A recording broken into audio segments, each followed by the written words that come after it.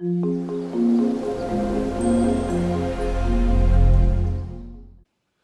guys, and welcome back. We're in chapter 5 of LPAP Kogo, and this is called political violence. And so I'm going to define political violence, but I'm going to do so in what I call the Mac Kaspersky way of defining things. And that means I'm going to use the same words in the definition that I'm using in the actual term. And so political violence is defined as politically motivated violence. Okay, so that doesn't tell us anything, right? But yes, it does this time. And so I can use this definition. You can't. Here's how we're going to do this. Okay, political motivated violence. Okay, what we're saying here is that politically motivated is going to be the key to our violence here. Okay, we are focusing on violence with political goals, not simply crimes here. Okay, politically motivated goals. Political violence is a part of a broader category of contentious politics. We are including revolutions and civil war and riots and strikes.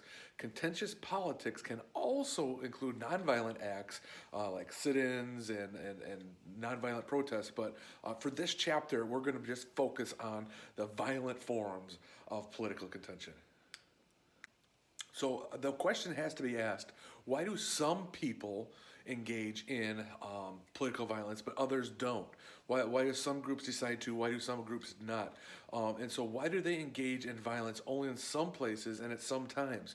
These are great questions that political scientists have struggled to study and tried to figure out. There are three types of explanations for political violence, and that is institutional, ideational, and individual. Okay, institutional would include existing institutions, possibly encouraging the violence or constraining human action, which creates a violent backlash. Okay, so they're for it or they've done so much that they create it. Ideational explains that means that the ideas may justify or promote the use of violence, like religious fundamentalism or nationalism. And an individual explanation suggests that psychological or strategic factors may lead to people carrying out the violence. That it's often brought on by like humiliation or alienation of a group of people. Okay, and so these are the three types of explanations that political scientists have come up with, and we're going to dive in a little bit deeper to each of them right now. Okay, so the question is, why do some people engage in violence but others do not? Then we need to account for some variation. There's something happening here. Institutional arguments are based on the premise that institutions vary more than just such things as grievances, okay? So that if we want to understand the cause of revolution, for example, we need to look at institutions. Some research on civil wars has linked presidential systems and systems that use winner-take-all rules, such as plurality systems, to more violence. Okay? In these systems, minorities may be permanently denied access to power, which may lead them to more violence as a means to correct this exclusion. For this reason, many scholars are going to suggest that using either proportional representation, which we're going to say is PR as we move forward in this class, proportional representation, or preferential voting systems in multi-ethnic societies, as this allows a greater representation of voices. And these are things we're going to talk about as we move forward in further chapters. But the case of Nigeria and its ethnic and religious violence may be a good example of the importance of institutional forces in shaping conflict. So after institutional, we have ideational, and that simply means having to do with ideas, okay? Again, it's a Mac Kaspersky definition, but we're going to use it anyway, right? The impact of ideas depends on context, okay? Ideas that are radical or reactionary within their society are more likely to lead people to reject existing institutions and seek to replace them with new ones. Okay? Some types of ideologies may be especially prone to encouraging violence. For instance, groups such as ISIS or Boko Haram in Nigeria use religious fundamentalism to justify violence against non-Muslims. Okay? Millenarianists, these are religions that they posit that there's an end of the world coming, okay? And this allows them to justify such extreme behavior. Aom Shinkiro, this is a Japanese group that they used poison gas in the Tokyo subway, and this is what we're looking at. But even broad ideas can be powerful motivators. To maintain stability, states rely on the ideas of legitimacy, right? Meaning that people accept that it is right and proper for the state to reign or the regime to reign. Okay, when states lack legitimacy, people feel that they have this right to rebel. Okay, and so this argument does not contradict institutional or individual theories. Rather, this ideational conditions can combine with them to make to make violence even more likely or unlikely, as the case may be. Okay, but in these weaker states, that's where we're going to start to see this violence a little bit more prevalent, because the people feel like they just have a right to do so. Okay. Individual explanations focus on individual decision making. These explanations may focus on personal experience or apply more general human cognition processes to explain personal motivations. Okay, so most people who study political violence argue that rather than a cognitively deviant act, it reflects a rational cost-benefit analysis. Okay, they're going to weigh everything out and decide violence is the way to go. It's the best option for me. So maybe not from our point of view, but from the point of view of the person engaging in the violence. Okay. For instance, socioeconomic experiences may create feelings of desperation, a desire for liberation, or social solidarity with a group or a cause can turn into motivation for violence. Okay, for instance, the event that sparked the Arab Spring was the self-immolation of a fruit vendor in Tunisia named Mohamed Bouazizi. By all accounts, Bouazizi was driven by frustrations with his economic circumstances and by the humiliating treatment given to him by government authorities. Okay, so other people who engage in political violence may be doing so for economic reasons instead. For instance, ISIS's fighters, they're from developing countries, and they may be fighting for economic reasons because they're given up to $150 a day and to fight and for these opportunities. Okay, and so these are all things that what goes through somebody's head. It may not be rational to one person, but it is rational to that person to turn to violence. So these three explanations vary on whether human action is up to personal choice or free will, or whether it is shaped by larger structures beyond individual control, like determinism. Okay, the three explanations also vary on whether human action is shaped by a unique combination of institutions. This is unique. This is, if this happened to just you in this same situation, would we have gone to revolution, etc., or whether the conditions would universally apply to different people. That if you were in these conditions, you would absolutely go the same direction with your actions. While these explanations may vary greatly, it is important to remember that if we want to explain why political violence occurs and predict outbreaks of future violence, it's best that we use all three of these, the individual, the idealistic, and the institutional, and mix these together, because there's usually not just one causation to this violence. It's building. There's the three explanations combined. Riots, assassinations, civil wars, these are all examples of political violence, okay? We focus on two, though: revolution and terrorism in this class, because of their sensitive importance, okay? So revolution includes public seizure of the state in order to overturn the existing government and regime, okay? That's revolution. We're changing the government and the regime. That's the important part. We want to make sure that we get that part, okay? We're changing the regime, which is more difficult, remember, if we look all the way back to chapter 2, I think that was.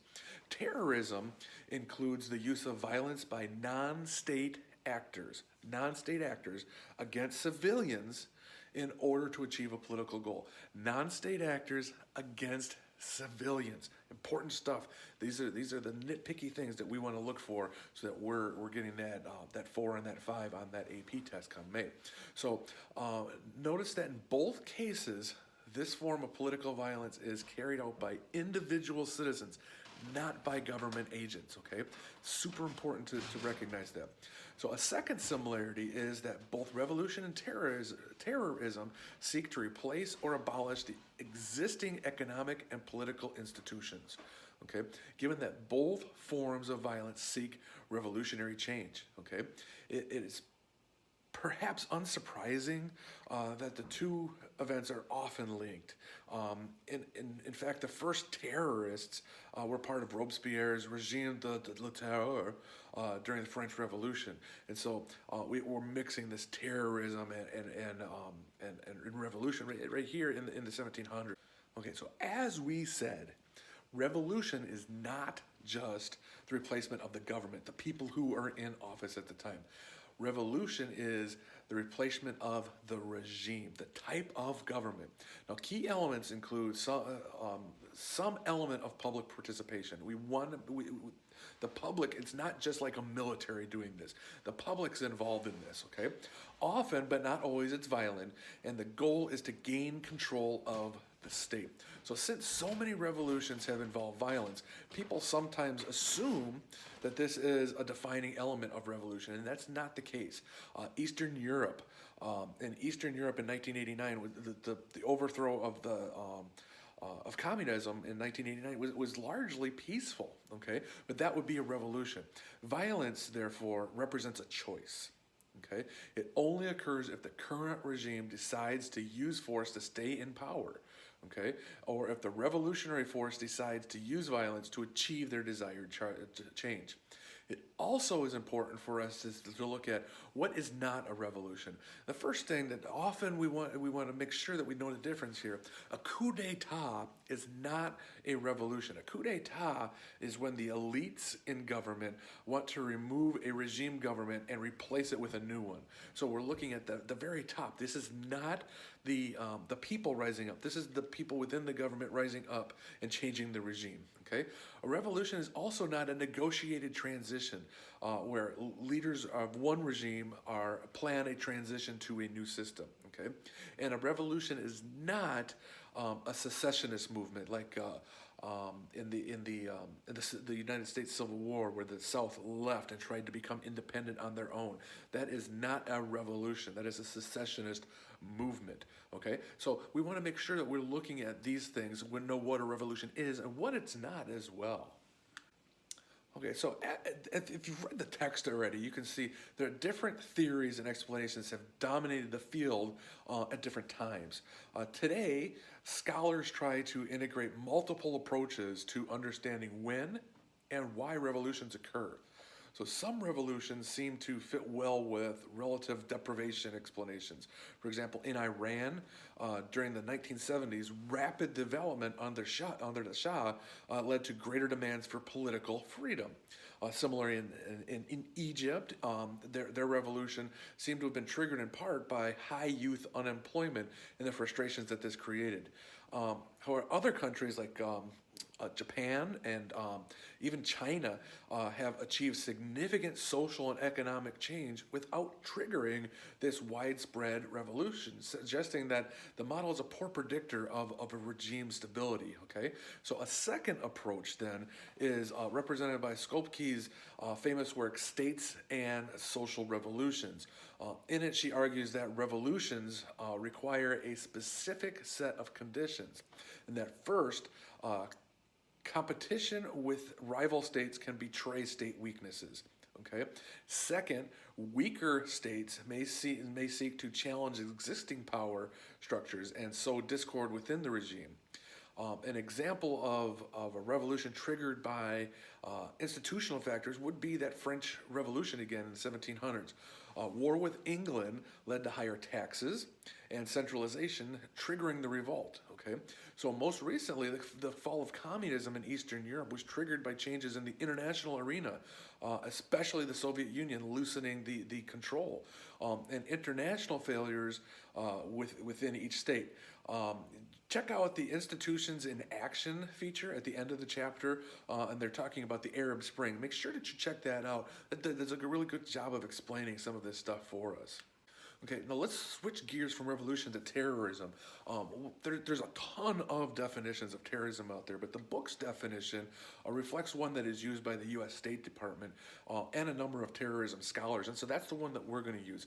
State-sponsored terrorism may have a state funding a group, but the actual organization and membership are non-state actors.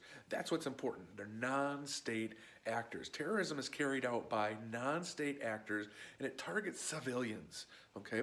And it has a political goal. So non-state actors targeting civilians, political goal. Those are the three things in our definition that we want to make sure that we have, okay? Terrorism is not random violence. That's just crime. Okay, it's not random violence. Terrorism is also not non-state actors targeting a state. Okay, if non-state actors are targeting a state, that's guerrilla war. Okay, and then terrorism is not a state targeting their own citizens. Okay, if a state is targeting their own citizens, then that would be human rights violations. And if a state is targeting somebody else's citizens, that would be war crimes. Okay, so those are things. Make sure that we know that that is not terrorism. So again, just like with revolution, we want to know what is terrorism. We also want to know what is not terrorism. So evidence shows us that terrorist groups tend to be oriented around specific goals, and that they are not simply driven by extreme religious views, an intrinsic love of violence, or personal humiliation, despair. In fact, in most terrorist groups, they engage in well-coordinated strategies to try to coerce changes from their targets. Okay, institutional, ideational, and individual explanations for terrorism are both useful and problematic. While some people are going to sometimes cite poverty, lack of education, these things trigger for terrorism, the reality is that terrorist leaders are often wealthier and more educated than the rest of the population of their home country. So political institutions may do a better job of explaining terrorist activities. While some analysts have blamed terrorism on specific ideologies, religions, sets of values, terrorist groups span many religions and ideologies. So this does not offer a good causal explanation. Almost all religions have terrorists to some degree. Islamic, Christian, the Oklahoma City bombing, look that one up. That has some terrorism linked to some far-edged Christian groups. Most religions are going to have these. Okay, so it's not just it's the Islam, it's the Muslim. It's not just that. It's widespread throughout the world. Instead, some argue that what is most important is that those ideas connect with nihilism. Nihilism can be combined with utopian views, arguing that violence is necessary to destroy or purify a corrupt world. Okay, in explaining Europe's recent outbreak of terrorism, French political scientist Olivier Roy, he argues that nihilism is one of the defining features, as nearly all of the perpetrators are European-born. Okay, second-generation immigrants with little previous religious affiliation prior to their radicalization. Okay, so these are not ingrained in them from birth as religion. Okay, they've picked this up along the way, and they've got this kind of this nihilism, this utopian view that the only way to achieve that is to overthrow what's already there. All right, so we might question though, certain ideas really cause terrorist violence. Religious justifications in particular are often used by perpetrators. And so we want to look at this for a second. Sometimes even after the fact is when they are using the religious backbone here to delegitimize their opponents or to justify their own actions. Okay, and so in other words, I'm saying the violence is caused by other factors, and things such as ideology and religious beliefs are just added on as justification after the actions have taken place. So when examining the personal motivations of terrorists or terrorist groups, some scholars are going to argue that these groups can provide a sense of belonging that is especially appealing to individuals on the fringes of society. Okay, and so all of these things, like I said, these three explanations, they're going to keep meshing together. None of them stand on their own, but when you start putting them together, we really start to see some of the why is this happening in the world around us. Okay, does revolution lead to regime change? It depends. All right, it depends. Research shows that regime changes imposed from the top, such as through a ruling elite or through external intervention, are less successful than those with widespread social involvement. Okay, so in addition, a study of 323 attempts at regime change from 1900 to 2006, 323 attempts, finds that violent campaigns were successful 26% of the time, a quarter of the time. Okay, nonviolent campaigns, however, led to regime change 53% of the time, more than half. That's a big difference, right? In addition, if you are a revolutionary and your goal is democratic reform, violence does not seem to pay off at all, as most attempts at violent regime change lead to non-democratic outcomes. Again, nonviolent action is associated with more democracy after the event. So too often, revolutionary leaders reject democracy because of its need to compromise, as it's incompatible with their goals of social transformation. So Egypt, Cuba, Russia, China, France, Iran, all are examples of countries whose populations hoped for democracy in their revolution, but instead received a repressive dictatorship instead. Okay, if you want a democracy, large and peaceful protests seem to be the most effective strategy. Instead, the typical outcome of revolution is an authoritarian regime with more indiscriminate violence within the country and a higher likelihood of interstate war. Okay, what about terrorism? Evidence shows us that terrorist groups rarely achieve the dramatic change in the existing domestic or international order that they want to, and which they claim to work for. But they can have significant political and economic impacts. Terrorists can make governments look incompetent by making them seem like they are unable to provide security. They can also call attention to unresolved issues. Enough terrorist attacks can so damage economic, social, political institutions that they can trigger government collapse, especially in countries that already have a weak state capacity. So what transforms religion into violence? Okay, modernization is the first thing. Rapid social change that undermines existing social and political connections. Dehumanization. It's easier to overcome inhibitions about killing if religious doctrines can be used to explain why we're doing it. So everybody knows it's wrong to kill, but if you're killing for this higher purpose, it becomes a lot easier to do so, right?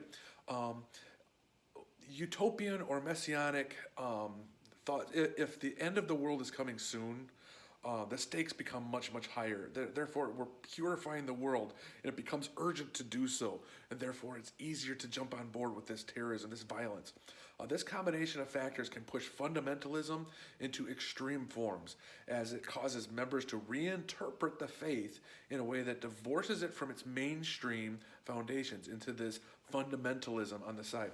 Many fundamentalists of Muslim, of Christian, or other faiths would view the radical views of terrorists with horror, seeing them as far removed from their faith. So it's often difficult to answer how should states respond to political violence? How should they respond? As the response will depend on the nature of the violence, who's carrying out the violence, and how powerful is the state and non-state actors in comparison to one another. Even so, we can generally rank state responses into repression or reform solutions. Repression, we're going to put it down. Reform, we're going to maybe compromise and make it kind of lead to a deal here, okay? And both of them obviously are going to have advantages and disadvantages, and you can probably figure those out on their own, but they are in the text, so make sure that you check those out. My friends, chapter 5, political violence. We've got a lot working here. Revolutions and terrorism is where we want to put our focus. But let's go ahead and sum up chapter 5. Institutions, ideas, and individual characteristics may trigger political violence. Those are 3 explanations for why does political violence exist. Revolution and terrorism are 2 distinct and related forms of political violence, but they are different. Political violence seldom achieves democratic regime change, but it does significantly impact the state. And under certain conditions, any extreme religious beliefs can motivate political violence. Finally, in responding to political violence, states might consider using repression or reform. For democracies, counterterrorism policies may present a trade-off between security and freedom. Okay, so like in the United States, do we want them looking into them as the government? Do we want them looking into our phone records, our emails, etc.? But the trade-off might be stopping a terrorist attack because they're looking to other people's stuff and they find some stuff. Okay, so where do we want? Where's that balance going to be at? And so, especially in democracies, we're going to have that balance of trying to figure out where does it work for our people. So, my friends, political violence, you got this stuff. We are going to be working a little bit more in class.